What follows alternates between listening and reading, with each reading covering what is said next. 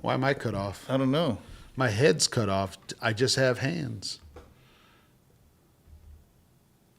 Oh, you know what? Sorry, guys. We're just here by ourselves. Actually, I need the mouse from the computer. If you can go grab it real quick. All right. Alive.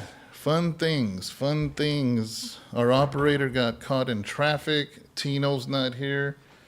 So it's just kind of trying to figure out what we're doing here.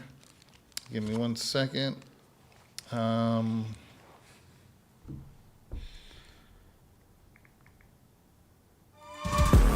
that's not it. There it is. There we go. All right.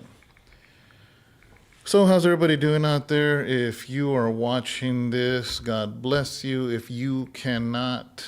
Oh, wait, why is our screen not in there? That's nice. Many everything that could go wrong is about to go wrong. So I'll tell you that right now. Just be prepared for that. That black on the right side is supposed to be the comment, but it's not there. So where is it? Let's see here. Guys, just hold on as we fix this because this is going to be a really good show. Okay. That's not helping. We might not have that. You can just, Angel, if you could talk to him, because I can't talk and think at the same time. I'm trying to. Well, guys, we're excited. Episode, what is it, 14, 15? 15. 15. And so this is the week after the election, after the results. And we've got some really good conversation coming up. We've got some callers that are going to be calling in shortly. A very, very close friend of mine, Brother Tim, out of the state of Texas. And so he's waiting for us to get him on the line. He's going to be spending a little time with us. And he's worked with the state congressional side in Texas. He worked, I'll let him kind of tell his own story, but working alongside with the Trump campaign in the state of Texas. He's going to give us some ground level information, what happened in the state of Texas and nationally. And Brother Tino, you guys know Brother Tino. And so we're just waiting to get some of this tech issues just out of the way. Then we're going to go ahead and get started. But we're excited just with what's coming up down the topics. And so stay tuned. Give us just another minute or two as we work through this and just get some of these bugs out of the way. For whatever reason, it's showing that the comments. Okay, there it is, David. No, not for them. Oh, no, but I can see it here as far as the comments. I need to get it into that. Yeah. Script. So be patient with us as we get this situated. So how are you guys doing? And so we're just excited to be here with everyone and be able to just kind of share with you. Well, really quick, as we're waiting for just this last part, just to give a couple testimonies real quick.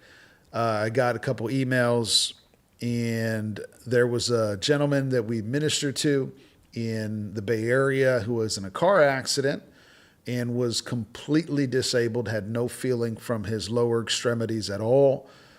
Drove over, went, ministered to him, laid hands on him, and I got the text Sunday night from the mother and said that he's got feeling in his feet. He's able to start moving his toes, and the doctor said he would have no mobility whatsoever. So as we're starting off the show, just want to thank God for God being faithful and God being amazing in what he does. What was that? I think it's working. Okay. Well, here we go. All right. So that's one thing we got going. So you want to get Tino on the line first so I can text him? Yeah, have him call. He's going to be calling in. He's in Southern California. I don't know if you already explained that to him. I just said he wasn't here. Oh, okay. So for those of you that don't know, if you're trying to comment and for some reason it's not working, it's because the comment is for members only, people that are supporters to this channel. And it's really easy to jump in on that. It's, I think, $3.99 or $4.99. And with that, we can you can comment, but anybody can watch this on our channel. And we just talk about different things, guys, different things. And right now we got some callers calling in. It's my first time doing this phone thing. So it's going to be interesting. You muted your mic. Oh, I muted my mic. Okay, so that means... Exciting. I'm going to have to switch this or else we won't be able to hear him. Okay. That didn't help, did it? No. Okay.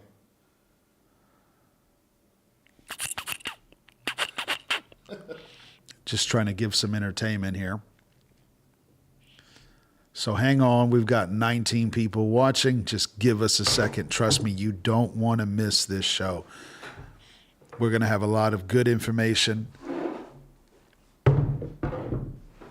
And guys, we've been at this now for a few minutes trying to get all of this way before we went live. Yeah, we have a new operator and Still training and learning. getting here late, so clearly, am I on now? Yeah. Oh, now I'm on. Yeah, I can hear you. Okay. Do they know to lock the door? Yeah. Okay.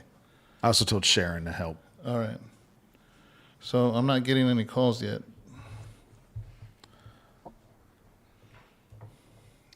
Let me tell him again.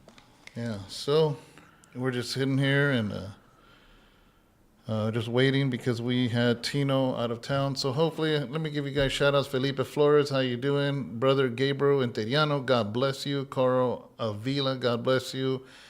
And Sister Lisa, thank you for coming in. It's going to be an interesting thing because we're trying all kinds of different things. Okay, here it is. Let's see. Okay. I like Can you hear him? Can you hear me? Yeah, I can hear you. Oh, nice. Okay, so what do I go to here on the YouTube? There you go. Am I live? I can hear him clear now. Yeah. Am I live? You're live, brother. Yeah, we're on now. No, you're not serious. So if you turn up your volume, it's going to create a feedback, though.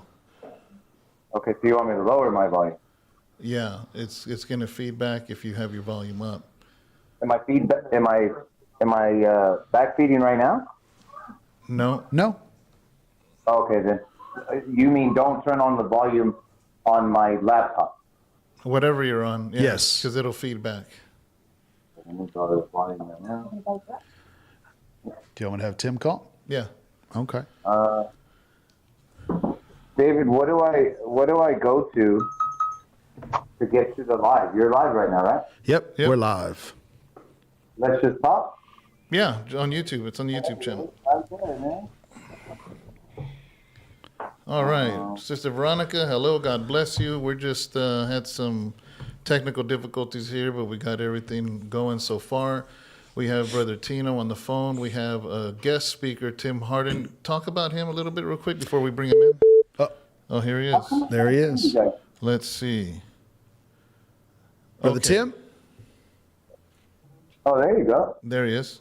Tim, you there? I'm here. All right, my friend. Well, you're live, brother. Awesome. Good to be with y'all. How you doing, brother? Also on the line is Brother Tino. He usually does our podcast with us, but he's in Southern California, so he is also on a phone call. Hello, Ken. Hey, man, how are you? I'm fantastic, man. How's life treating you? Great. Couldn't be better. Well, let me introduce Tim here a little bit just to give some backdrop. And so as far as Tim's background of what he's currently doing, he's the CEO of West Fort Worth Management Political Consulting Firm. I'll let Tim break down what that is. I found a new game called Juice. So, you want me to do it now or you continue? But let me just finish here. I met Tim 4 years ago over a Zoom call during the pandemic. And through that, we just had a lot of conversations, became very good friends. We would spend Saturday mornings when our wives allowed us to just kind of mull over scripture for a couple hours. multiple times and just had a great time getting to know one another and getting to meet your family. So, Brother Tim, I love you. Thank you for joining us. Go ahead and share with us a little bit about what you do.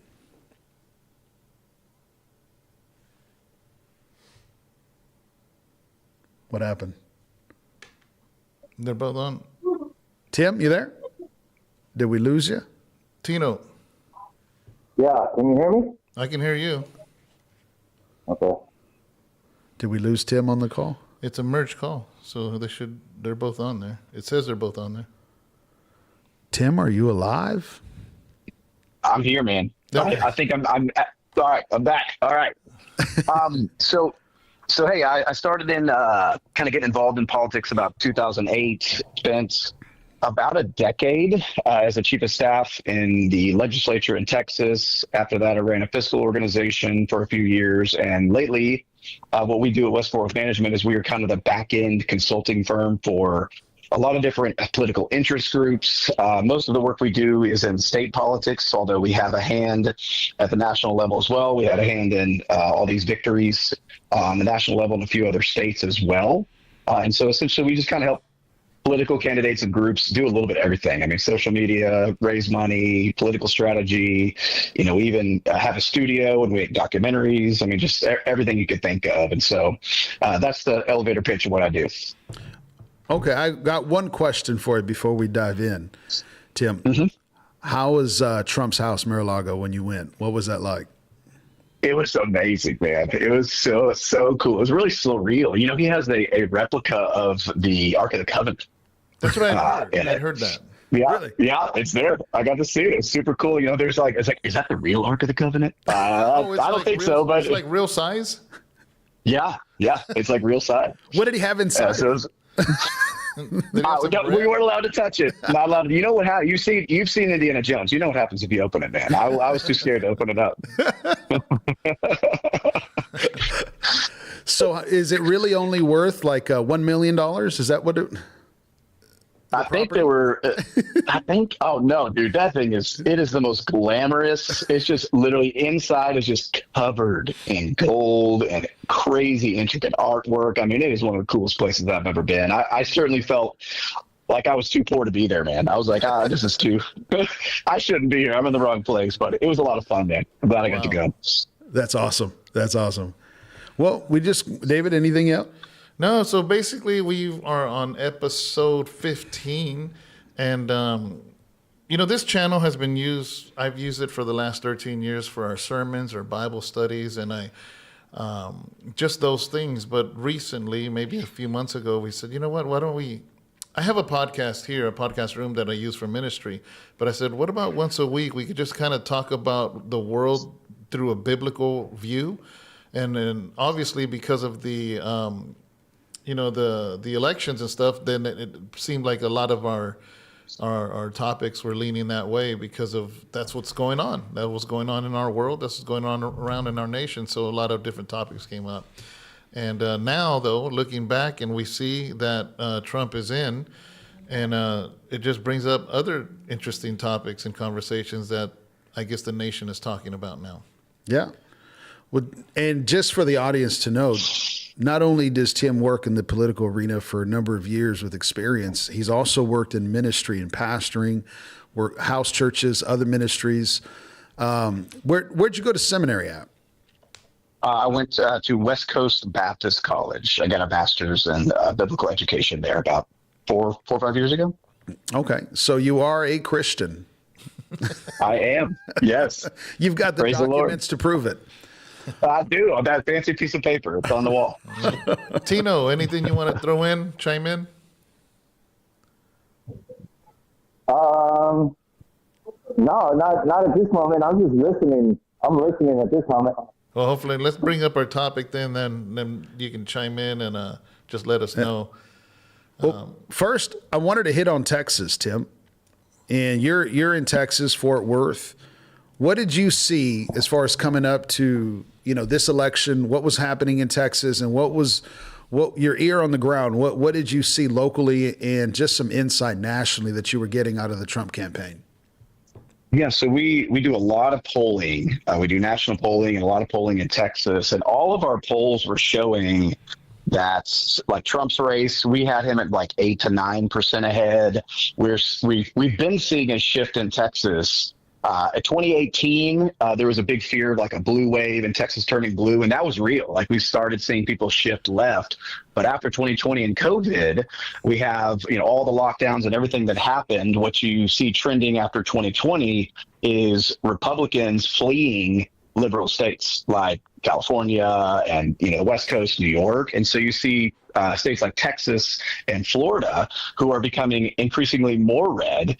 And what we saw in this election was Trump won Texas by 14%. Almost all demographics, there's African American, Latinos, all of them shifted more right. I think we talked earlier, and I think it was 70% of Latino men voted for Trump.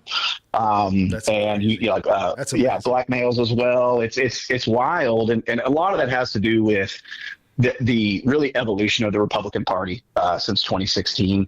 It's not the same party that it was, when Bush was running in the early 2000s. It's completely shifted towards populism, which I think is a good thing overall. Yeah, and I think it's safe to say it's not the same Democratic Party either. Yeah. No. Yeah. Well, at least we gave up Cheney. We gave them Cheney. We got some good exchange. Yeah. Elon, Tulsi, RFK. I mean, it was a great change, great deal. Yeah, great and deal. Trump, because Trump was Democrat at one time. That's right. So that's right. What was interesting is the fact of even the 2020 compared to 2024 in California itself, and in the way that it flipped a lot of counties here in California. And I almost feel redeemed. Yeah. Because when I would travel and go to Texas or go visit pastors I know, and they always thought it'd be funny to pick at me for being from California. So, but hey, man, we're House of Rest Church here in Modesto, California, and all you got to do is look at the map and see how people voted here, because what a lot of people didn't realize was California's a big state. And because the loudest is Los Angeles or San Francisco, people assume that that's speaking for the whole state. And I was glad that this time with the ballots and even with the map, it showed what California was about. Yeah, I think that was surprised. Yeah, and that really happened in every state. Every single state, save Utah, shifted red. Now, not all of them, won, but you saw the numbers. You saw a number like in the millions of people who traditionally voted Democrat start voting Republican. You saw all those rural counties in California, like the whole state almost looked red, except for those city centers. So it's pretty impressive the change that happened this last year. Yeah, well, California, the coast was blue. Yeah, there's something in that ocean water. So Tino he lives up here, but I remember you spent a few weeks before the elections, before voting, and Tino came back kind of a little concerned because Tino, what's your experience? Remember when you went to the gym? Yeah. Can you still hear me? Yeah. Okay. So my big thing was that was when I came up with the media manipulation, right? So the thing about it was because in Southern California, everything was all praised to Kamala. And then you go up north where we live at, right there in the valley, up north in the 209, and everything was all Trump because it's all farmland.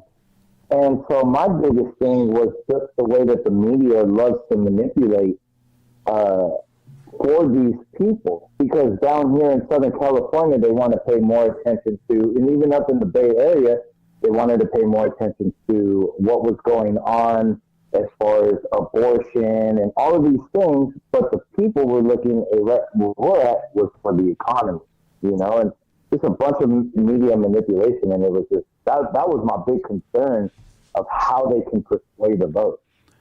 Yeah. And you're talking about TV when you were in LA, right? Yeah. Yeah. I'm talking about, just social media, even social media. Because I don't know if you guys know, but your whole social media changes.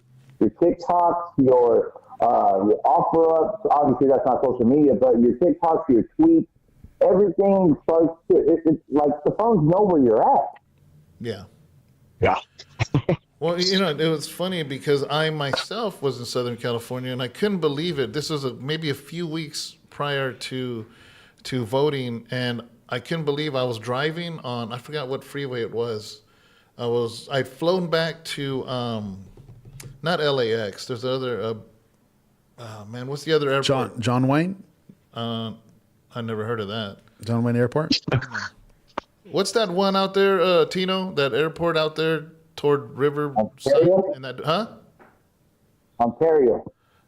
Ontario, yes, that airport. So we're coming back toward LA, and over freeways there was people waving Trump banners, and I thought I would never see that in Southern California, in LA. That was insane. I'm just like, that's when I knew something different is happening in California. Well, even here in the Bay Area, in between Walnut Creek and Oakland, there's some cities, Orinda, Lafayette, Alamo, and I went by there last week, the day before the election. No, actually, I'm sorry, it was the day of the election. On the on the bridge, above the freeway, there was about 20 Trump flags and all kinds of banners. And so I went into Oakland or Berkeley on my way back, maybe 2-3 hours later. Somebody had taken 2 or 3 of them down, and I was watching them, replacing them with Kamala flags. Oh, really? Yeah.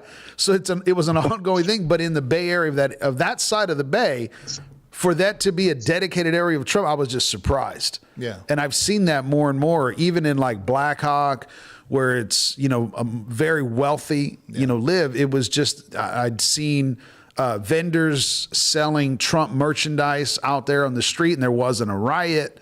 It was just interesting to see that evolution in the Bay Area, where I would have never thought of that. That definitely wouldn't have happened in 2020. Now, I will say this also is that when I wanted to know this is even though most of California was flipped red, I wanted to go into each of those counties that were blue because I was curious to say, was it blue, like all the way blue? And I came up with a couple stats that kind of are surprising for us. So, for instance, in Monterey County, it says here, where's it at? In Monterey County, 67% voted Kamala, 34% Trump. Yeah, so I got him here. So that's a huge deal. So even though Monterey County, was blue, it's interesting that 34% was Trump. Another one was Alameda.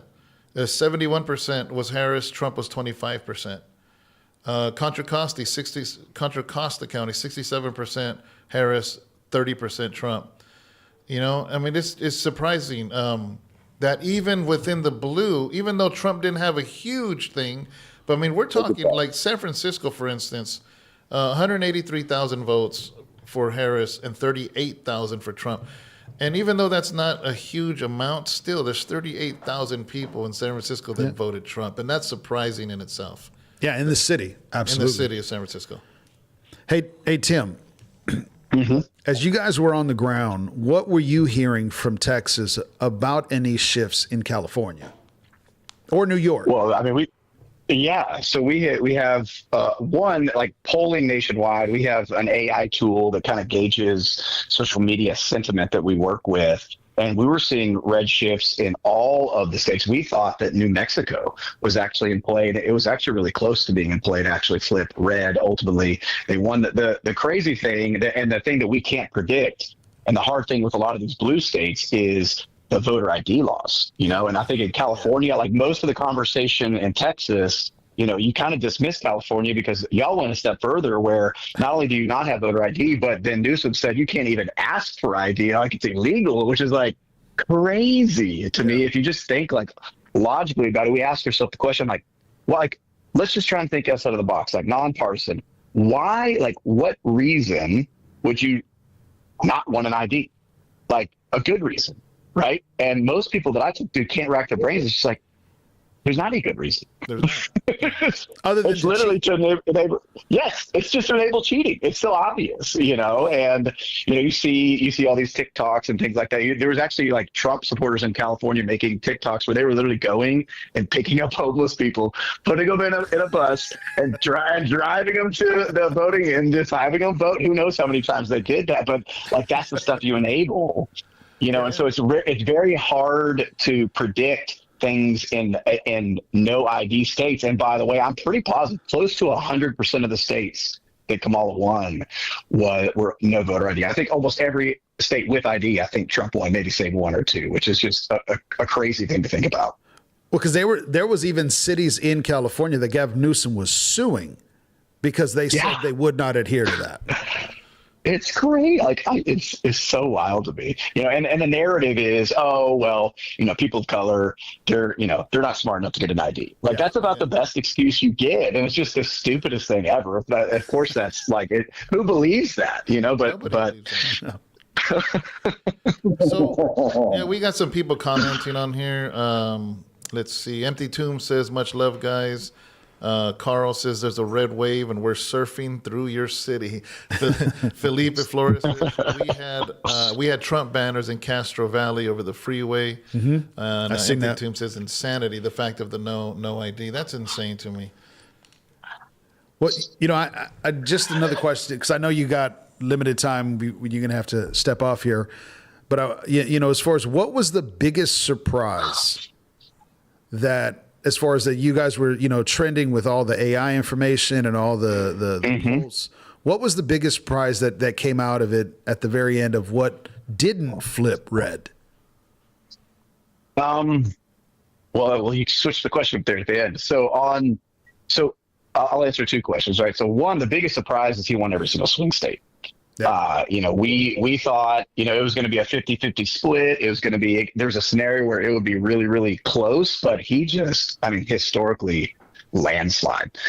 It was crazy. I think the biggest surprise in kind of the states on the left was the sheer amount of voters. Like that's the most impressive thing, the shift. I looked at numbers in New York. I want to say they had a 5 million state swing from Democrat to Republican. Wow. And it's very, very similar in California. I think it was 3 or 4 million Democrat voters that disappeared and then appeared on the Republican side. So it is a massive historic flipping of the parties, the Republican Party becoming the workman's party, right? All the things that the old Democrat Party used to be, anti-war, common sense, all that. The Republican Party is now that party, and the Democrat Party is now like the wild, progressive, we want to, chop your kids' genitals off party. That is just, it's crazy what's happened. The Republican Party has become the populist mainstream party of normal everyday Americans.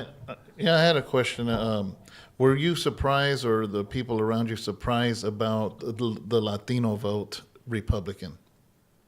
Not in Texas, and I would assume it's very similar because we'd actually been trending that way for a while in Texas, down in the Rio Grande Valley, which is far south Texas by the border. A lot of them been having problems with all these like gangs coming across the border and like wrecking their properties, and then you have most of them are Catholics, right? So they traditional values, pro-life, pro-family, all of this stuff. So you were seeing kind of these traditional Latinos already shift red, and then you got a massive shift this go around. But it's been going that way. Really, 2020 is the year. COVID and all that woke a lot of people up. And I think after that, like Elon buying Twitter, and there's a bunch of other like kind of perfect storm things that happened that really gave people access to good information, which all contributed to that. But we've been shifting that way with all demographics for the last 4 or 5 years. Yeah, it's the strangest thing to me, because if you sit with the Latino family, and just conversate with them, they're going to have very, very conservative views. Mm-hmm. But then when you ask them what they're voting for in the past, they say, "Oh, I'm Democrat." And I'm like, dude, everything you just shared, you don't believe in abortion. You believe in the family nucleus. You believe in the man and the woman. All of these things. And that's the weirdest thing, but it's awesome to see now that shift happen. And I'll tell you what, as being a Latino male, it has emboldened us to realize how much of a voice we have. Yeah. No, I think a lot like there's this stigma that the left has, like the left is very good at propaganda. It's very good at narratives. And, the stigma of Trump's a Nazi, the Republican Party's a bunch of Nazis, white supremacists, like they've been saying that for 4 or 5 years. And I think in my, my wife's Latina and the whole family is. And so we'd get very similar answers to them, although like her brother has become Republican, her mom has become Republican. And it's because, you start to realize like, oh, these people who are being labeled as like crazy racists who just want to kill us all. It's like, it's lies. And you just have to, if you've ever seen the videos of, a person in a MAGA hat going to like a Democrat rally versus the Democrat coming to the Republican, like the reaction, like the people are getting stoned, and like yelled at the Democrat rally. And then the Kamala comes over to the Trump rally and like, hey, we love you. It's like, that's been my experience, but it's just gaslighting and propaganda. And unfortunately, most voters are low information voters. And so they just kind of believe the narrative and they just, they repeat that, hey, the Democrat Party is the party for poor people. And right. I'm sorry, go ahead. Yeah. No, I said, go ahead. These last few days, I'm convinced that Biden and his wife voted Trump. Oh, absolutely. I mean, they wore red. Did you see them both wear red on voting day? Yeah. And he looked so happy when he gave his final speech. But that's not, everything that you said, Tim, that's all media manipulation. Yeah. Let's go ahead and say that he's a Nazi. I mean, look at how far they went from Madison Square Garden. I mean, they went ahead and said, oh, let's compare it to what year was that, 1932 or something like that? Yeah. Nazi rally at the Madison Square Garden, that's what they were reaching for. I mean, but if they can go ahead and convince these people who don't know any better, I mean, that's just what it is. And it's so sad, man. I'm listening to, I wasn't listening. I saw a clip of The View. I'm not going to get into all that. And I already know I got, faces being cringed about that. But the thing about it is, one of the females on there was talking about unintelligent white women. And I'm like, wow, man, you got some cojones to talk like that about people. I think that's just crazy. But you are comparing one of the worst times of history, period. And you're comparing this man to that man. Yeah. And I said in a post on Facebook, if it took this so-called Hitler to come and fix America, then I'm glad this Hitler made it. The two groups that got blamed was allegedly uneducated white women, and Hispanic males. Yeah, because women or something. Because Al Sharpton said that we are racist and bigots. Yeah. And I thought it was, I was like, continue, Al. Continue saying it. Continue over these next 4 years. Continue saying what you're saying. Felipe says the Amish showed up because they were being oppressed by the FDA. Yeah, I've seen that. Yeah. Yeah. They came out in droves, like caravans of carriages going in Pennsylvania. It's crazy, man. Wow. Is that a joke or is that serious? What was that, Tino? I said, is that a joke or is that serious? No, dead serious. They turned out thousands and thousands. Yeah, there's one guy, I can't remember his name. He's all over, X and Twitter and all that. And he literally went to every Amish community. And he's like, guys, you got to come vote. And literally, I think they won Pennsylvania with the Amish vote, legitimately. Yeah. Wow. Yeah. Yeah. I'd seen those videos. Hey, Tim, what happened in Utah? We don't know, man. I have a friend who lives in Utah. I've yet to get a hold of him, but that's the question I want to ask him, is because you think Utah, right? You think it's mostly Mormons, right? Yeah. Which, again, like Catholics, pro-life, very traditional, nuclear family, all of that. The thing I've heard is there is apparently some Mormon influencer up there that I'm not familiar with at all that had a big I think with women, right, had a big pull on shifting them and I guess convincing them that Trump was anti-Mormon or something. But I honestly don't have an answer. It's the weirdest thing. It's the last state you would have thought would have shifted more blue.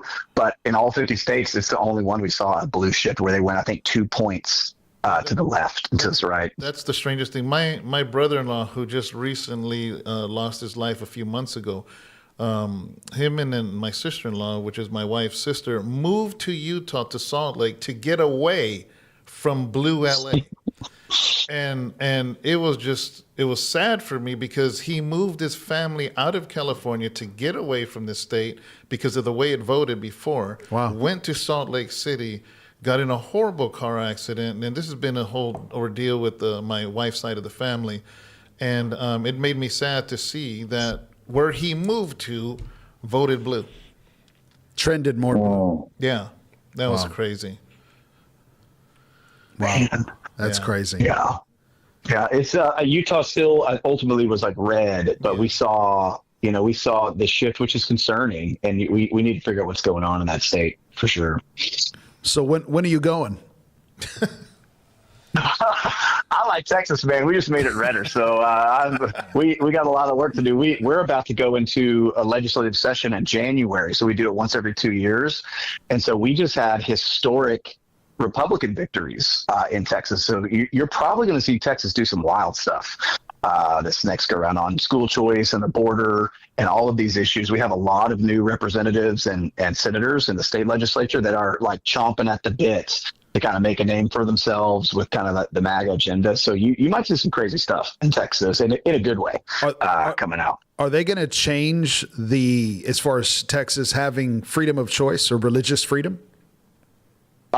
No. So we have some of the strongest abortion laws in the nation. We had a trigger bill in Texas that when Roe v. Wade was overturned, it triggered this bill, and essentially abortions are illegal in Texas. Now there's still there's like 0 weeks. Like you can't go to an abortion mill and get an abortion in Texas. Now what you can do, there's some loopholes. They have like these pills that you can order from like India, and there's like, Plan B type stuff that they're probably going to deal with. But we have some of the strongest abortion laws in Texas. And because of the way that our Constitution allows ballot initiatives, you really can't even do, like in Florida, they had an abortion, like they wanted to kind of dial it back. It ultimately failed actually in Florida. They didn't get enough votes they were basically going to go up to birth in Florida, but that failed. But in Texas, the way it's structured, you can't even do that. You can't go get petitions. It has to be an act of the legislature. So I think for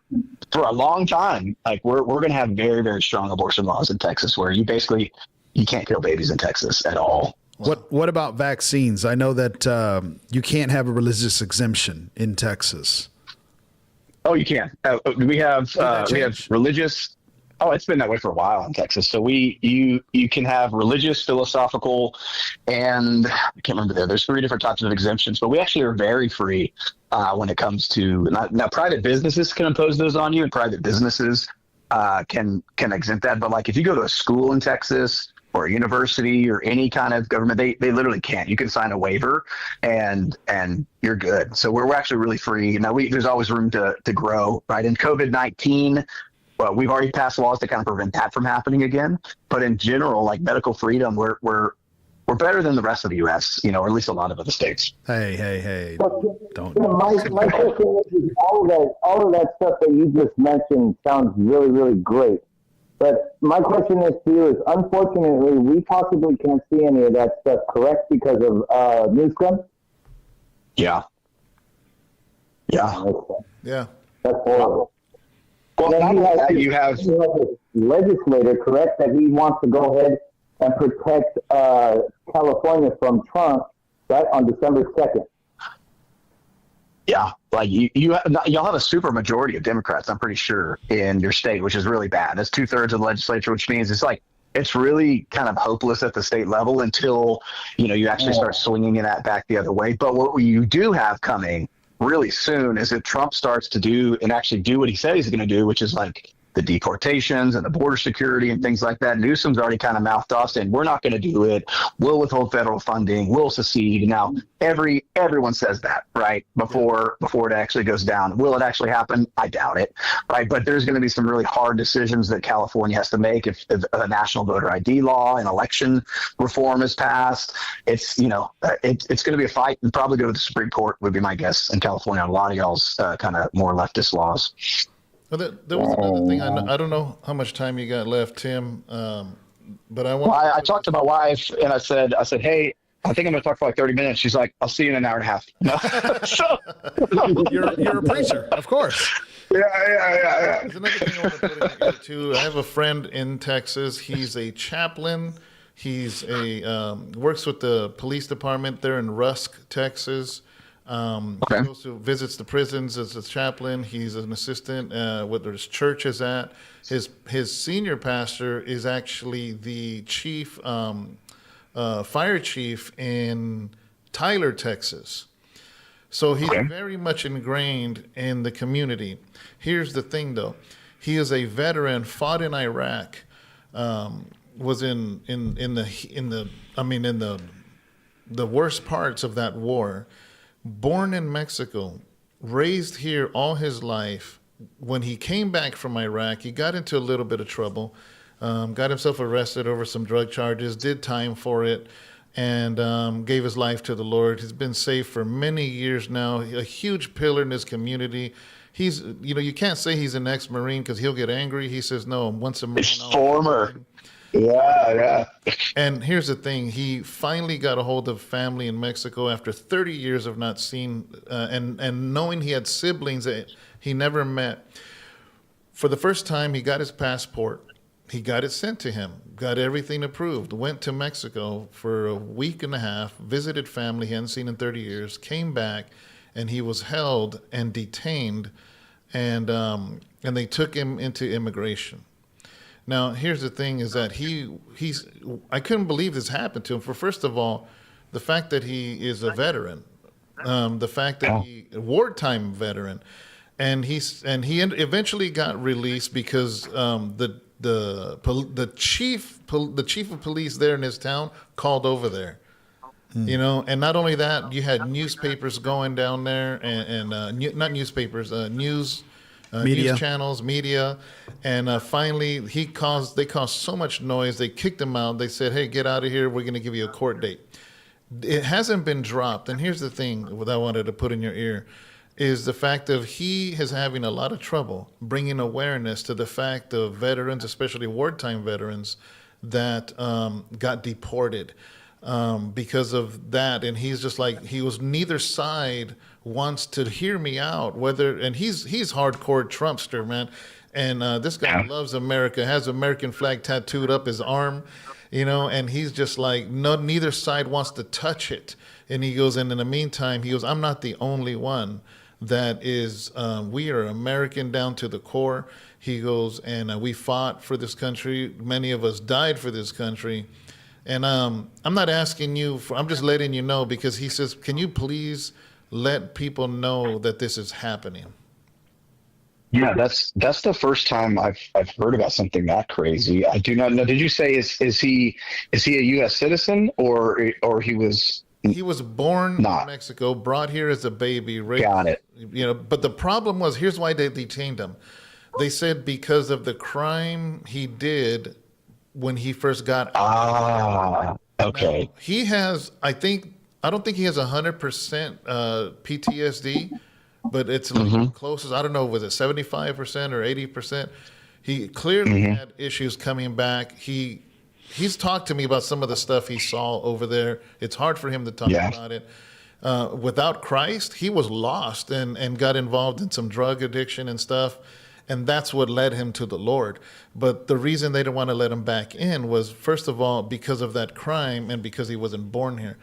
He had his green card with him. He had his passport with him, but they didn't let him back in. And that's when all that trouble started.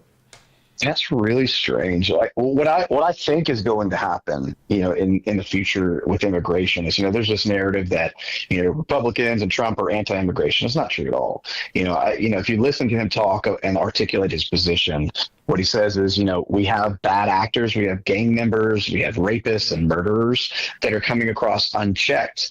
And when asked and pushed on this, everyone that I know is for legal immigration, and even folks who have been here who are contributing to society. That's what we want. Like we want immigrants who are going to come and work, not suck off the welfare system, right? And we want people who are going to contribute, right? And so he's been asked questions about, what about folks who weren't born here, who have been here for 20, 30 years? And I believe his response was, if they're a contributing member, then we give them a path to citizenship. If they're a bad person, then they go away, And so what I think is going to happen is we're going to return to just sane immigration policy.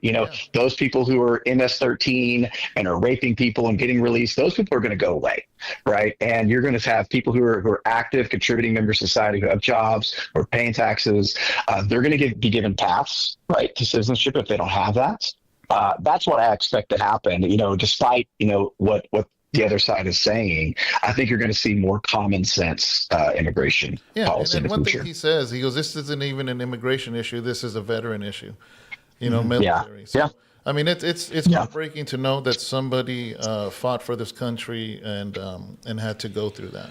Well, I know within the Hispanic community along the border, there's and I've shared this before, like where my in-laws go to church, they're all Christians. But when it comes to the immigration issue, they have different feelings as far as Democrat, Republican, because how they feel towards family, how they came over, all those different, just the emotional element to it.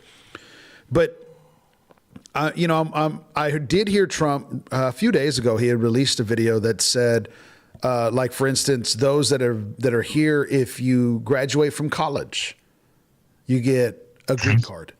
The ability to work and stay. And he was talking about different levels of criteria that if you can prove yourself while you're here. So how much more for a veteran? Exactly. Yeah. And so I think this just the narrative that's going out, that fear narrative of trying to scare our people. I know on my wife's side, we have family members that are scared, but they've been here for 35 years.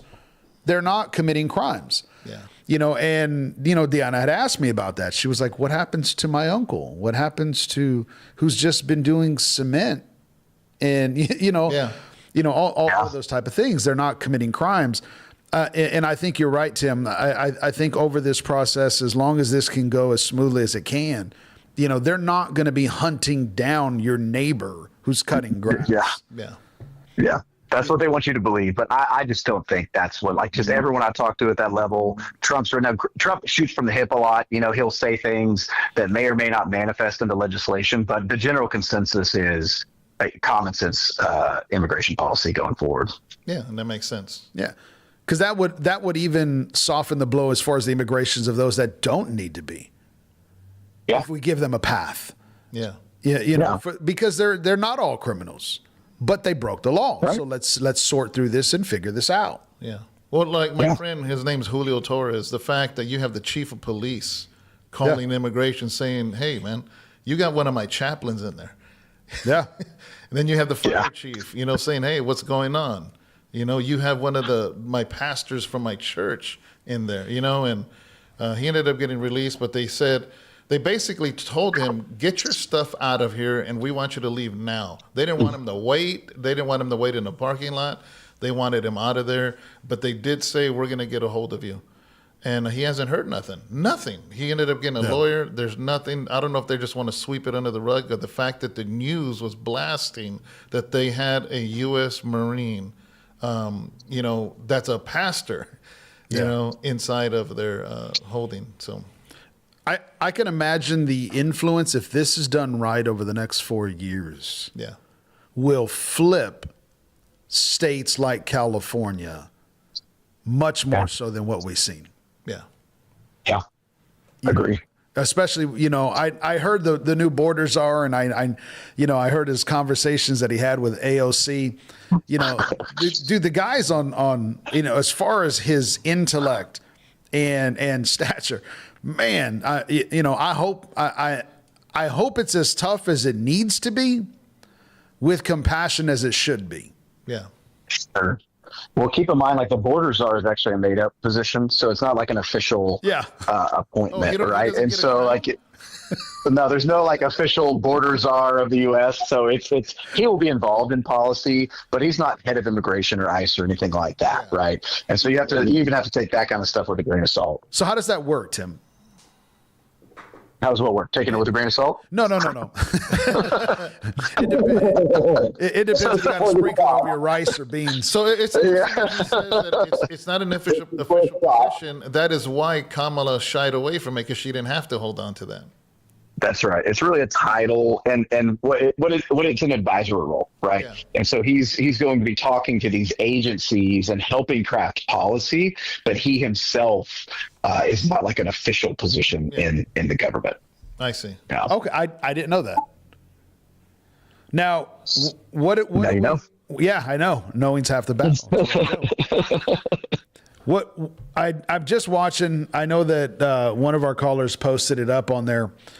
But on Truth, is it Truth? What's Truth Social? Truth Social. Mm-hmm. Trump's thing. Mm-hmm. Yep. Trump announces Elon Musk and Vivek Ramaswamy will head Department of Government Efficiency. Yeah, it's going to be amazing. What are you hearing? They just Trump put out an official statement, so they're going to be heading this up. I assume they're going to create this department. But if you saw what Elon did at Twitter, he cut 80% of Twitter, and it's running better than it ever has, And the funny thing about Elon is I don't know if y'all have seen like the crypto craziness and everything that's going on. So Bitcoin surging, everything's going. And so Elon named, hey, we need to create the Department of Government Efficiency, DOGE. Pumping Dogecoin. Why are you running this? Dogecoin is up 150% right now. So I just love it. Yes. Yeah. It's up 150%. That's and so while getting a position. When you watch ET, that's right, man. No, they were but he Reese's Pieces. Pieces. There you go. But listen, Vivek is, he was in the pharmaceutical industry, successful business guy. Elon, he is one of the most efficient, probably most intelligent geniuses we have. And so I'm really optimistic for that. He even tapped Ron Paul from Texas, he actually got me into politics in 2008.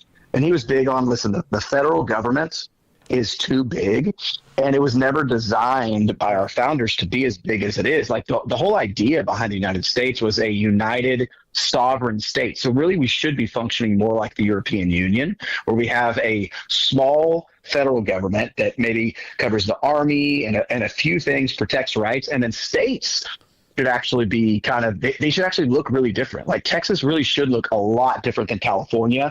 And a lot of that's why the Roe v. Wade decision was put down, because it didn't ban abortion. It just tossed it back to the states. Yeah. So in California, you have a different policy, and that's the way we were designed to be. If you don't like kind of where you're at, you can always move to another state. And that I think is hopefully where we're going, by shrinking the size of the government, all these deep state, agencies and bureaucrats and the CIA and FBI and Department of Education. I think we're going to clean a lot of those out and simply just reduce the size of the government. We're running a $2 trillion annual deficit. And so we're, I think, $36 or $37 trillion in debt. It's an insane amount of money.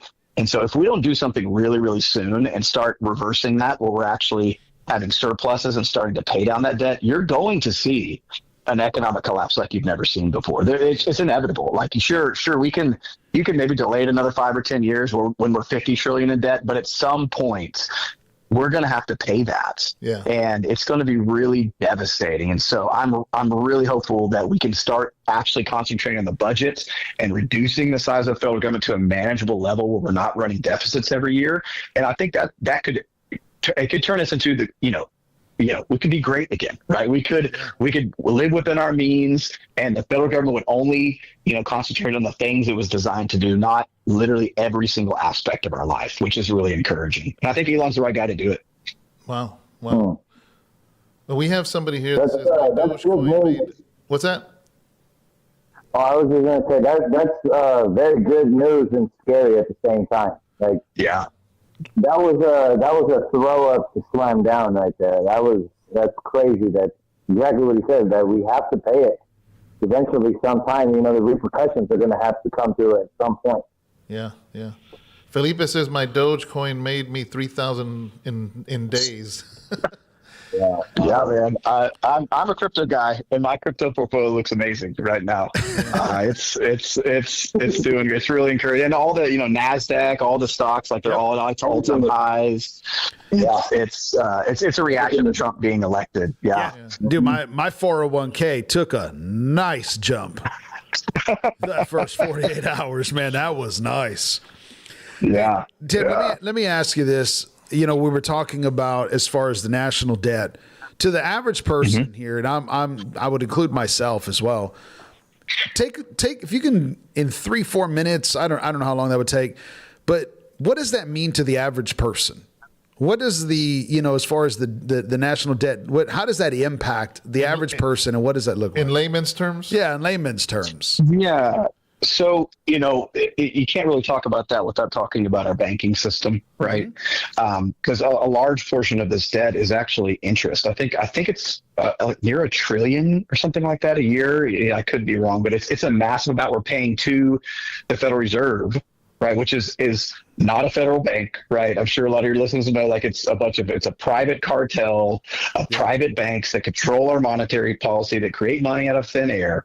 And I think the main thing we see with a national debt that affects us is inflation, right? And that's a combination of, it can be debt, monetary policy, it can be interest rates, and really just inflating away our currency. And what is that? It's, the dollar. I actually just did a presentation this last weekend on this. If you got a dollar bill in 1905 and I gave you a silver dollar bill in 1905, and you fast forward to today, that dollar bill I gave you is now worth 3 cents. That silver dollar I gave you is now worth about $35. And so we have lost 97% of the value of money. Why are all houses $1 million in California? Why are houses going up and food going up and everything? Well, most of it recently is because in the COVID pandemic, we literally doubled our monetary supply by printing money. And I think, when you say printing money, you have this idea of they're in a room and they're just printing out dollar bills. That's not actually how it happens. So what they do is the Federal Reserve actually buys assets. So they just create digital dollars and they infuse that pretty much into the bond market. And so they buy treasury bonds with that. And what that does is it floods the markets with all of this new cash. And since we don't have, our dollars aren't tied to gold or silver or anything tangible, what actually gives the dollar value for the most part is supply and demand, right? That simple economic, idea, right? Where if you double your supply, right, then you're going to decrease the value because there's more dollars out there now than there used to be. So they're worth less. And so the average person who's making, 50, 70 grand a year, when we experience 10%, 15% inflation over a couple of years, you're making the same amount, but everything just costs more. And you start having the problems that we're seeing in the economy, which people can't buy food. You can't afford housing. You can't do anything. And then there's all these economic things that happen where if you don't get, or if wages, go up too much to adapt for inflation, you start getting things like stagflation and wage spirals and all of this stuff where you basically ultimately turns into hyperinflation, which is still a real threat, I think, which means, you have a crazy amount of inflation, way more than we've seen in the last couple of years, where you hear stories like in Nazi Germany and Zimbabwe, where they're spending, wheelbarrows full of money to buy bread with a dollar that's not based on anything. And us basically the Fed lending money out and then charging the U.S. government interest. That's where most of that debt comes from. And so we're paying interest to a private group of banksters, essentially. Now, some of the debt is like other countries. I think China maybe has like $500 billion that we owe them. But in the grand scheme of things, it's not as much as it really debt we owe ourselves. And so you just see it by the value of the dollar going down, buying power going down, ultimately hurting normal everyday people. The rich are getting richer. That is true. you know, because they're manipulating markets and they're in the billions and they don't feel this. But if you make $70,000-$80,000 a year, $100,000 a year, and you're supporting 5 people, well, your grocery store, you know, your bill doubles. Well, all of a sudden now you're in a lot. Property taxes are going up, your house value is going up, groceries are going up. You get squeezed out really quick. And it can happen very fast. And I think that's what's been happening. And it contributed, I think, to this election. Wow. Thank you. Thank Wow. you. So, wow, that's a lot. But thank you. But, you know, speaking of debt, Kamala ended up with $20 million in debt. And I wonder if she used Bidenomics. Well, it sounds like it. You know, Trump offered to pay her debt for her. Yeah, I saw that on X. Yes. He did, yeah. He said, we want to create some unity. We'll go ahead and pay your debt off. I think she raised $1 billion and spent like $1.3 billion. Trump raised like 300 or 400 million and spent less than that. Yeah. So it's like, that's the kind of guy you want running the economy, the guy who doesn't go into debt, right? Yeah, and pays, exactly. lives within his means. But I did hear somebody say this. Somebody has said that they've been involved in elections for many, many years. And they said the fact that she spent $1 billion in 3 months, he says, somebody got rich. Oh, I could tell you got rich. It's the stat. So there's this, we call it the consultant class. And this is probably the reason we created our political consulting firm. We're actually funded by private donors, and we actually give people who align with us free services. So we're like privately funded by donors. Yeah. Most consultants, 95% of consultants who are your staff in these campaigns, just rake people over the coals. And to give you an idea, in Kamala's campaign, of that roughly $1 billion, I think almost 600 million of it was spent on staff. Trump spent, I think, 28 million or something along that on his staff. And so the staff, you know, it's insane the amount of people, the amount of money that some people make in politics. Like, you'll have a consultant that runs a campaign for 3 months and they'll make $3 million. Yeah, but I mean, you know, or $500,000. But they got J-Lo and Beyonce, so. Yeah, man, they're working on stage, and you know, I guess it didn't work. Yeah, it was a good strategy, but the twerk didn't work. It didn't work. That's right. And so I heard Oprah was upset because Beyonce got 9 more million than she did. Yeah. Well, you know my theory about what's going on with all those stars, and if you want to take the red pill with me for a minute, you know. When I got into politics, I actually got into politics before I became a Christian. And getting into politics, I was, you know, involved in all these conspiracy theories, which most of them have become true now, right? and so like I've been validated, but this was in my early 20s, and you know, you have these evil people, right, who are in charge. Like, we're talking Satanists. You hear people talk about, you know, all these, you know, satanic pedophiles. Like, that stuff's true. Yeah. It is. You can call me crazy all you want. These people, these stars with the Diddy tapes, the Epstein stuff, these stars are being bullied into coming out because a lot of them are on these lists and they've been doing wicked, satanic things. And we've had a spirit of evil that has been controlling the elite in our country for a really long time. If you've ever kind of went down that rabbit hole and looked at the things that Epstein did, the really powerful people that they're protecting, Bill Gates and all of these people, they're all freaking out because what Trump and like Cash Patel are saying is, say, we're going to release these lists. And these people are going to find out just how sick and demented these people are. The Bible says, you know, it's a shame to even speak about those things that are done in secret, right? And it is true. It is truly shameful and wicked and disgusting. And, you know, you have these, 10 years ago, you start talking about like satanic pedophile vampires and all of this stuff, and people spirit cooking and adrenochrome and all that. You're like, okay, yep, crazy person. But now it's like, no, this, like, most of this stuff has been proven to be legitimate, right? That these people have these weird secret societies that do evil, wicked things and are against the God of the Bible and Jesus Christ. And that's why you see such a spiritual, like, oppression against Christians, right, in the society of the last 4 years. And that's I think where I'm the most hopeful right? As you really saw a rising up of Christians, right? And understanding where we're at, that this is kind of really, you look at what happened with the assassination attempt, right? With Trump turning his head, you can't convince me that that was not spiritual, that God didn't have a hand in that. Yep. And when people were asking me, who do you think's going to win? I said, I'm going to tell you right now, I've seen polling, I've seen everything else, but the biggest convincing factor to me is what happened that day when he just turned his head at the perfect right moment. You can't convince me that God did that for no reason. Right? God has a plan for our nation. He loves his remnant. He loves his Christians. We're being oppressed, maybe not as much as folks in the Middle East, but God loves his church. And we have been a prosperous nation because we've been a nation of Christians, and we've gone by the wayside, but there's still a remnant. And we woke up and we came out, which is why it's so important that Christians are involved in their society, right? Involved in their culture, and that they not only get involved in voting, but get involved in entertainment and all of the things in society that help shape our society. We have been asleep for too long. And I think that's the biggest thing I'm most excited about, is the church waking up and getting involved again and pushing back against the darkness, because that's what we've been called to do. We don't pray and say, hey, God, come fix this. He gave us authority to go out there and push back against the darkness. And we're seeing that. Come on, and now. it's so encouraging as a Christian to see that. Amen. Man, that's good. So I know there's a few people that came in late, Tim. I don't know if you want to say with him, kind of who he is and what he. If we had somebody asking, like, who is Tim? Tim, you want to just recap? Yeah, I'm just some guy in Texas. Like, I've never even talked politics before.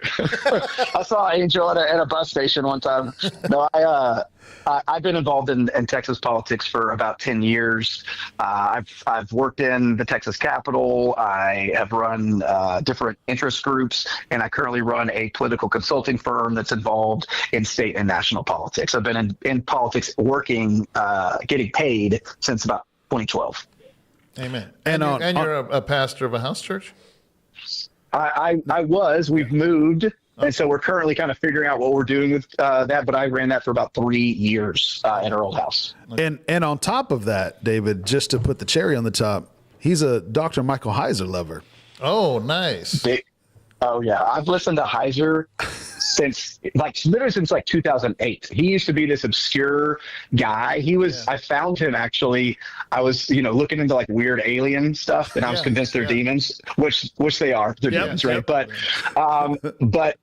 I found this one guy I was listening to said, hey, you should read this book by this one weird dude who talks about it. It was Michael Heiser. And so I started listening to him a long time ago. Wow. Until he really became popular, in like 2017, 2018, something like that. So by the time he became mainstream, I was like a hipster. I was like, hey, man, I've been with him for forever. But yeah, he had a huge influence on my theology and my biblical worldview. Rest in peace, Dr. Heiser. He's awesome. Yeah, because every time we jump on a Zoom call and be like, hey, what are we going to talk about? And Tim would go, hey, let's talk about the Nephilim. Yep, the unseen realm, empty tomb. Commenting, Wow. No, man, that's crazy, man. Just all the different stuff that we've been seeing. Tim, thank you for just taking the time and break some of that down. I do have a question for you, because you're in Texas. I know we have family in Central Texas. What are you seeing? I've heard of, as far as because we were talking about immigration. What are you seeing that's happening? I've heard of hotels taken over in San Antonio. What are you hearing? Mm-hmm. So are you talking about the cartels that are taking over like apartment complexes? Yeah, we know of at least one or two. There was one in Dallas and one in San Antonio that were taken over. Now, my understanding is it got shut down. Most of like the gang violence and stuff like that is mostly, located by like Juarez and El Paso and the border. But we've had gang shootings, MS-13 shootings in Southlake, Texas. We had a lawyer shot like 3 or 4 years ago in Southlake. And so there's dangerous people here. And it's certainly happening. I don't think to the extent that it's happening in like Colorado. And for the most part, we're still a pretty law and order state. And so if that stuff happens, we send in SWAT teams and we take care of it. But it's certainly happening in Texas. Yeah. Okay. Well, good stuff. Yeah. Really good stuff. Appreciate you spending your 30 minutes with us. My pleasure, man. Yeah, but it's great to meet you. And I don't know if you have your YouTube on or not, but you can see this on our YouTube channel. I'll send you the link. Okay, please do. Please do. I appreciate you. I wish I could animate your picture where your mouth moves when you talk, but I'm not there yet. I'm sure there's an AI tool out there somewhere that can do it. We're learning. We're learning. Yeah. Anything else, Tim, you want to share before we end your call? No, man. I love y'all. Thanks for having me on, man. It's fun. I love talking politics. I love talking Bible. It's a pleasure. So I'm gonna go hang out with my kids and my wife. But if y'all ever want to do this in the future, man, I'm always game. Just let me know. Thank you. All right, man. Thank you, bro. Thank you. I appreciate it. I know it's last minute, but thank you. Stay there, Tino. No worries. God bless y'all. All right, bless you. All right, Tino, you there? Yeah, can you hear me? Yeah. Are you talking through a headset or through your phone? I'm talking on my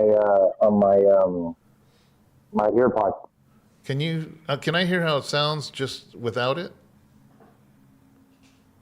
Just on the straight phone without it being connected. Yeah, I want to see if you're less muffled. What about now? Oh man, that's Much day better. and night. Yeah. Oh, you want it off then? Yeah, that's way more clear. So, real quick, I wanted to.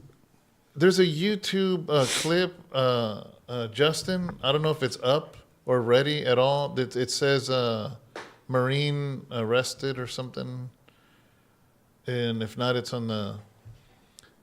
I thought I had it ready, but I wasn't sure if I had it up or not. I think I had to exit out because it wasn't working. But on the email, I sent a YouTube clip of it's a 2-minute video I wanted to see that they did on Julio, the guy, the Marine. Oh, okay. Yeah. This is your friend that we were just talking about. Yeah, Okay. there was multiple news stories in Texas about him, but I picked the one that I thought was the most concise and most. Well, while he's looking for that, it's a trip when you get into after the United States left the gold standard. Yeah. And about the debt, you mean? Yeah. In the National Reserve, and you see all this stuff. It's crazy. Yeah. Because you think they're actual federal entities and it's official. Yeah, I didn't know that. Yeah. And it's not. What did he say? He said they're banksters. Yeah, remember that? That's I what Tim told you said. about, Yeah, Frank? he used the word. Huh? He used the word banksters.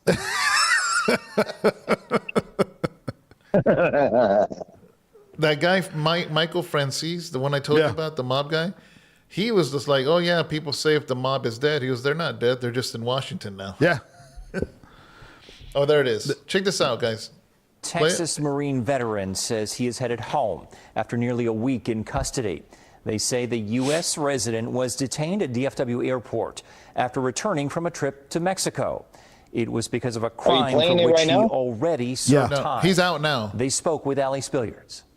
No, I'm saying, are you playing the detained, YouTube? Yes. For some crimes I did in my Oh, past. okay, there For it is. 6 days, Maria Renteria Torres says these phone calls I'll let you know are when the it's done. only way she's been able to communicate with her husband, Julio Well, I'm able Torres. to see it. I just can't the couple hear it. Oh, recently it's traveled because to I Mexico, have my volume down. leaving Don't worry just about days it. You after told me Torres, not to have it up. a That's why I Marine can't hear it. veteran, had his green Sorry. card renewed. He knew he had siblings, but he never met them, never seen them. And that was the whole trip to Mexico, knowing that you're not alone. It meant a lot to him. But when they returned to DFW, she says their world was turned upside down. He went through one line, and I went through another line, and that was it. That's the last time I seen him. He calls me and he tells me, babe, I'm gonna be detained. I'm like, no, you're lying. He goes, no, I'm gonna be detained. Tonight, instead of worshiping at Covenant Church of East Texas in Rusk, family says Torres, a chaplain for the Rusk Police Department, was in a U.S. Immigration and Customs Enforcement detention center in Alvarado. He says he was told it was because of a decade-old drug charge, which he got after his service in Iraq, and for which he served time. I wouldn't want nobody to go through this. It hurts. Family says they were given no more information. ICE also didn't respond to NBC5's request for comment. Then just minutes after our interview, What is it? What is it?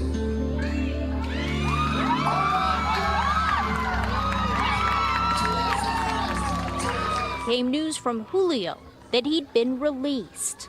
He called me and he said, babe, come pick me up.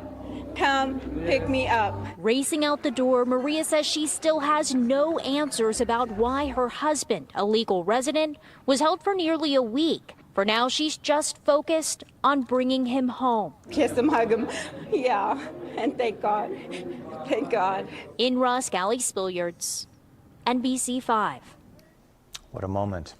We have made requests to both ICE and DFW Airport asking about Torres' detention. We are waiting to hear back. Yeah, He wakes up at 6 a.m. That's crazy. Yeah. Yeah. And I promise him, I'm like, you know what? I have a small platform, but I mean, I will bring awareness to this.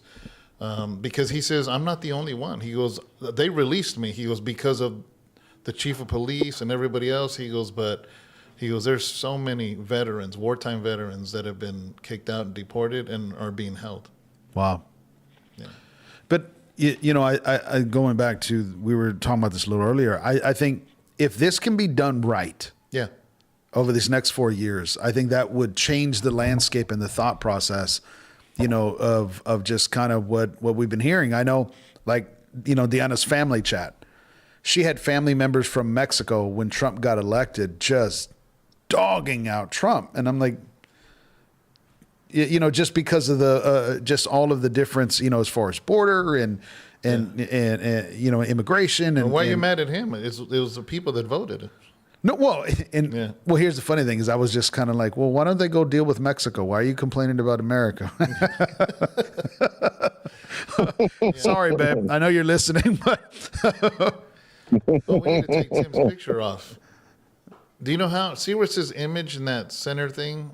Yeah, one of those. Put the little eye next to. No, go down right there. It says the word image. Click on the eye. Yeah, click on. Oh, the wrong one. The one wrong above one. it. And then the text above. And so, man, I'm glad Tim was able to join us today and just kind of jump on the call and give some good feedback. Tino, you haven't been able to say too much. I apologize, brother. Nah, nothing to apologize for, man. I'm glad that we're able to figure out this thing and how it's working, and I'm able to be on. Hey, since you let me talk, I want to give a shout out to Empty Tomb. I don't know if you guys are reading the comments, but he says right here, if anyone's in the chat that's not a member, consider doing it, even for a month or two if you're able. It's the price of one coffee a month. Amen. So good looking out, Empty Tomb, man. We appreciate that, man. That's good. Thank you. Tell all your friends. Yeah, for those of you that are put a flyer out. Yeah, those of you that are watching, the reason only members are commenting is because they're monthly subscribers to this channel. I think it's $3.99 or $4.99 a month. It helps us. We're trying to do a bunch of different stuff. We have these phone calls we can add in. We have the little comments bar there that we're doing. We can throw in clips now, and we're just learning this. This is a growing channel. I almost put my Darth Vader guy in your seat right here. That way I can, when you talk, I would just look at Darth Vader. Oh, man, that's hilarious. I've been looking around I saw that Predator thing that you sent, and then I found one of John Wick. I think I'm going to buy us a John Wick. All right. And then I found a Funko Pop of John McClane. Who's John McClane? I told you, I'm not going to tell you. If you don't know, bro, you need to game up. But I have, what are those pop, what did you call it? Funko Pop. Oh, Funko Pop. I have one of Danny Trejo with the tattoo in his chest. Oh, yeah. I see that. That's up there on your wall. Of Selma on his chest? Is that what he said? And also those of you that are watching, we do this every single Tuesday, usually at 4:30 till 6, roughly around there. And we just come on here. We have great conversations about different things, and whatever it is, issues we talk about. We talk also biblical, just a biblical worldview.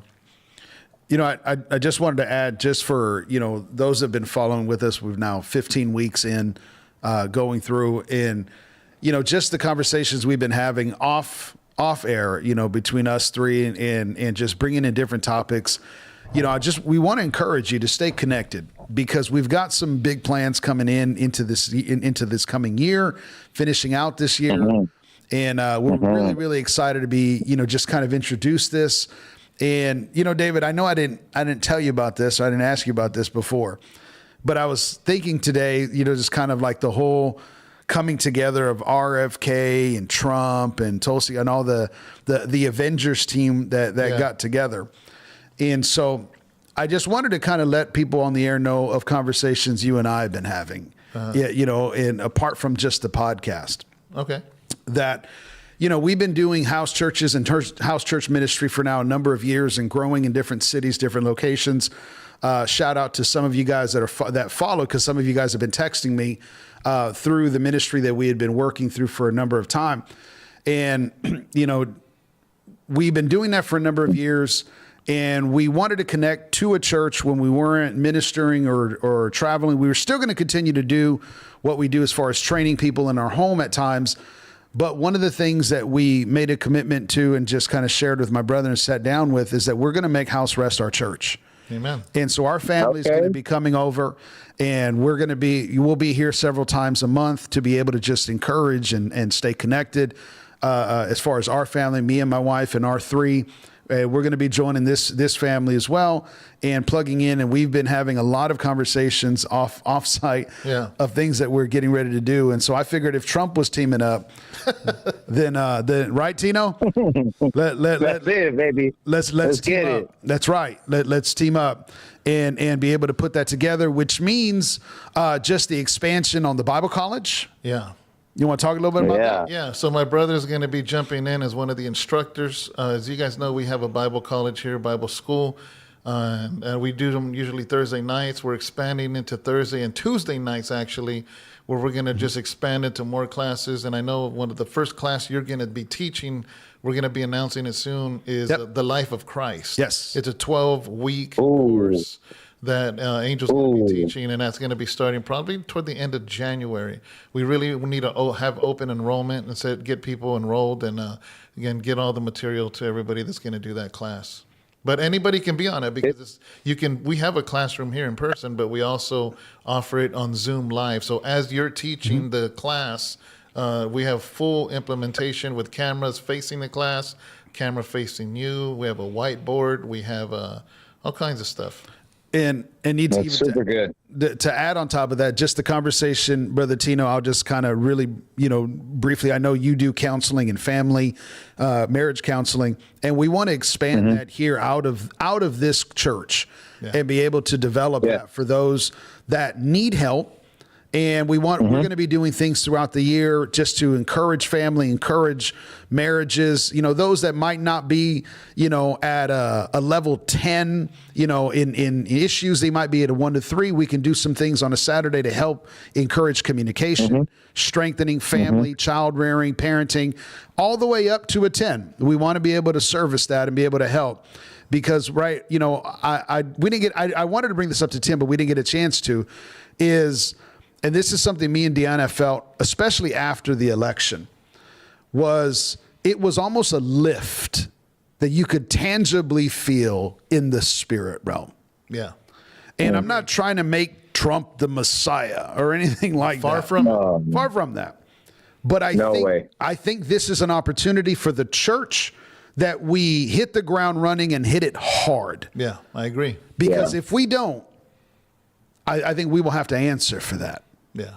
And so I'm glad just to announce on this podcast to be, just connected, working side by side with my brother and my sister-in-law, and just excited to be able to see the vision that my brother's doing and just come underneath that and help in any way that we can, with Grace International as well. And we're just super excited to be able to expand a lot of things that we're doing. And, with the counseling, Brother Tino, with, even the as far as doing some training and evangelism, we have a great team here out of this church that's already doing that in multiple cities, but we want to be able to duplicate that even further. And with the Bible college, be able to expand the Zoom call or the Zoom training for those that are interested from a far distance. Now, for those of you that are supporting members of this channel, Yeah. we want to bring value to membership for this channel. So aside from the Bible College, what we're going to be doing is different modules, let's say, like, for instance, a 3 or a 4 video about marriage, a 3 or 4 video about something, just different subjects that are going to be for the members only. That way, you that are members are going to get all kinds of different, I guess, seminar style teachings. And that way you're not, as a member, just getting this and being able to comment on here, but you're also going to be able to get a lot of those different, and this is where, like, Tino and his wife, I know they love to do marriage counseling and bring them in the studio and say, hey, can you guys do a 3 or 4 session video kind of playlist? That's for members only. So members are going to be able to jump on and just find different teachings that are not going to be on the regular YouTube channel. Yeah, they're not going to be from the platform necessarily of a service on a Sunday or a Wednesday, but we want to make sure that those of you that are giving, that are members, that are participating, we want to make sure that you get the bang for your buck for what it is that you're giving, and so that we want to be able to bless you as well beyond what you're giving. And thank you, brother. I really appreciate that.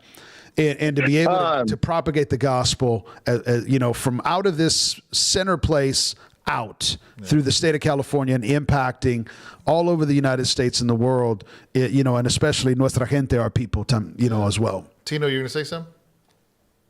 Oh no, man! I was just gonna jump in and say, well, congratulations to the two of you, man. That's hella dope. You know what I mean? Like, that's just strength again. I wanted to say about, Angel had said about that. It really, him and his wife, it really struck the two of them once Trump got on. And again, I that post that I was saying, like, whatever, like, I'm not saying Trump is my salvation, but I just know that he's better for us at this moment in our life over here in America. And you're talking about marriages, and we've had those conversations, Angel. And so there's some stuff that has been flowing through my brain, and I haven't been able to get a chance to talk to David. But I was like, well, you know what, God, you want to make it happen, then, confirmation is always what I'm looking for. And so what you're saying right now is definitely confirmation for myself. And those are things that I'm going to have to sit down and talk with the both of you about. And we're going to, that marriage thing. The other thing is, too, David, you had said from the pulpit about, now that, I think you said it last Wednesday, as a matter of fact, is now that Trump is there, don't lose the fire. Yeah. Don't lose out on the prayer. Don't get complacent. Yeah. You know what? As a matter of fact, take that fire and make it bigger. Like, start blowing wind on that thing. Let's make it scatter. And so I know Mickey and myself have been, we've been sitting waiting for him to tell us to move, and I think this is the wind that we need, man. So I mean, congratulations to you, Angel. I feel the same way that you feel about David. I'm seeing his vision, and I'm trying to buy into it, man. I don't want to miss the wave, you know what I mean? Yep. And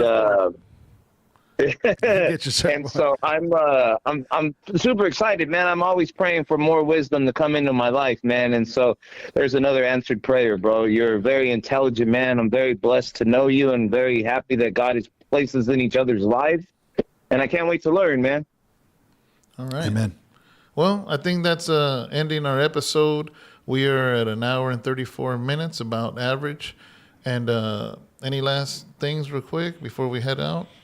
No, I'm just excited, David, closing out this year, going into next. Yeah. The resources that I have been able to have through the years, the resources you have had through the years, and especially for this podcast. And Tino as well for the resources. Brother, you have been a resource as well.